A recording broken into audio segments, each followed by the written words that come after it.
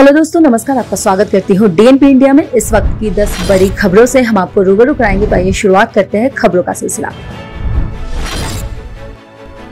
प्रधानमंत्री नरेंद्र मोदी की अध्यक्षता में मंगलवार को हुई केंद्रीय मंत्रिमंडल की बैठक में कई अहम फैसले लिए गए। केंद्रीय मंत्री अनुराग ठाकुर और पीयूष गोयल ने आज इन फैसलों की जानकारी दी है। अनुराग ठाकुर ने कहा है कि कैबिनेट ने पीएम पोषण योजना को हरी झंडी दिखा दी है। इसके तहत देश में 11.2 लाख सरकारी और सरकारी सहायता प्राप्त स्कूलों में मिड डे मील दिया जाएगा। ये योजना 5 साल तक चलेगी। इसके लिए 1.31 लाख करोड़ रुपए खर्च किए जाएंगे।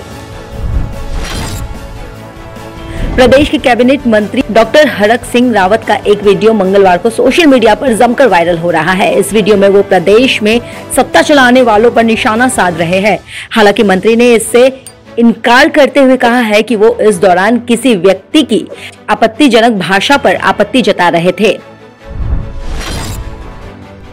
मई में गुरु से विवाद होने के बाद श्यामपुर के कागड़ी स्थित आनंद गिरी के आश्रम को हरिद्वार रोड की विकास प्राधिकरण यानी HRDA ने सील कर दिया था। इसके बाद आनंद गिरी को हरिद्वार के एक आश्रम के परमाध्यक्ष ने शरण दे दी थी। ऐसे में जल्द ही सीबीआई इस संत से भी पूछताछ कर सकती है। सीबीआई आनंद को रिमांड पर लेकर जल्द ही हरिद्वार पहुंचेगी। यहां पर कई लोगों से पूछताछ भी की जाएगी। नवजोत सिंह सिद्धू के पंजाब कांग्रेस अध्यक्ष पद से इस्तीफा के बाद पंजाब में ही नहीं दूसरे राज्यों में भी कांग्रेस नेता उनके इस फैसले को लेकर सवाल उठाने लगे हैं। पंजाब के साथ हरियाणा, उत्तर प्रदेश के वरिष्ठ कांग्रेस नेताओं ने सिद्धू के इस्तीफे को आला कमान के साथ धोखा करार दिया है।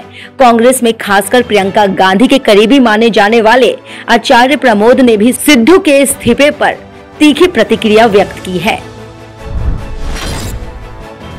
सुप्रीम कोर्ट ने बुधवार को कहा है कि पटाखों के निर्माण में जहरीले रसायनों के इस्तेमाल पर सीबीआई की रिपोर्ट बहुत गंभीर है। शीर्ष अदालत ने कहा है कि पहली दृष्टि में बेरियम के इस्तेमाल और पटाखों की लेबिंग के कोर्ट के आदेशों का उल्लंघन हुआ है। न्यायाधीश MR शाह और बोपन्ना की पीठ ने कहा है कि सीबीआई को जब्त की गई सामग्री में बेरियम स्लॉट जैसे नुकसानदायक रसायन मिले हैं।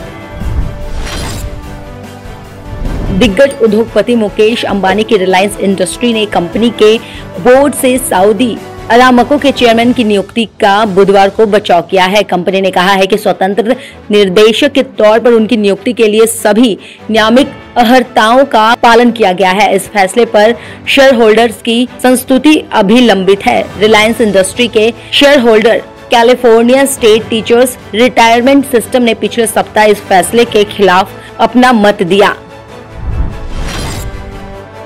बुधवार को सोने और चांदी दोनों के दाम बढ़ गए हैं। चांदी पिछले कारोबार में 58,463 रुपए प्रति किलोग्राम थी। बुधवार को शुरुआती कारोबार में अमेरिकी डॉलर के मुताबिक भारतीय रुपए 13 पैसे की गिरावट के साथ 74.19 पर खुला बंद हुआ।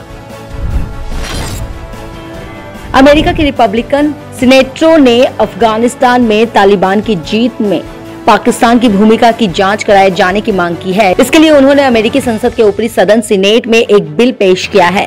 इसमें उन्होंने अमेरिकी सरकार के तालिबान की जीत की गहराई से जांच करने और उन लोगों पर प्रतिबंध लगाने की मांग की है जिन्होंने अफगानिस्तान की अशरफ गनी के नेतृत्व वाली सरकार को हटाने में मदद की थी। उत्तर कोरिया ने एक नई हाइपरसोनिक मिसाइल की सफल परीक्षण का दावा किया है। इस कोरियन देश ने मंगलवार को एक मिसाइल का परीक्षण किया था। उस समय दक्षिण कोरिया और जापान ने ये संदेश जताया था कि उत्तर कोरिया ने किसी नई मिसाइल का परीक्षण किया है। उज्बेकिस्तान में अगले महीने राष्ट्रपति चुनाव होने हैं। इसके लिए देश की सरकार ने भारतीय निर्वाचन आयोग यानी ECI के प्रतिनिधियों को चुनाव की कार्रवाई का निरीक्षण करने के लिए आमंत्रित किया है। उज्बेकिस्तान में राष्ट्रपति चुनाव 24 अक्टूबर को होना है। वही जानकारी के मुताबिक भारत में उज्बेकिस्तान के राजदूत दिलशोद अख्तोब ने बुधवार को इस बात की पुष्टि की है। खबरों की और जानकारी के लिए देखते रहिए DNP इंडिया। तब तक के लिए नमस्कार।